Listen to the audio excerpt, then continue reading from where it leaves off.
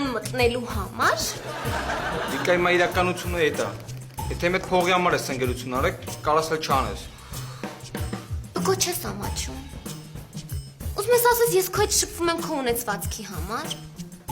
Հələ մի հատ հիշի, որ դու ինձ ընկերության առաջարկություն էիր անում առաջին անգամ։ Ինչ կարգավիճակում էիր։ Հիշում եմ։ Առաջի անգամ Bentley-ով եկա, սալոնի մեջ 101-ած հոլանդական վարդ էր։ Ահա։ Տեսար, որ նյութականը ընդհանրապես դեր չի խաղացել։ Ամոթ քեզ բդ։ Ամոթը նրանց է, ով մեծ փողի համար է շփվել։ Ի, չհասկաց աղբեր, այդ ինձ էլ էի նամյոկանում։ Այսինքն եթե դու էլ հարուստ չես,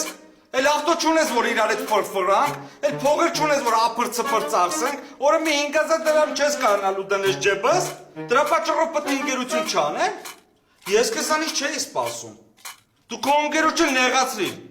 Ու ամոթ ինձ, եթե կյանքում քո հետ ընկերություն անեմ։ Տղեկ, հելանք։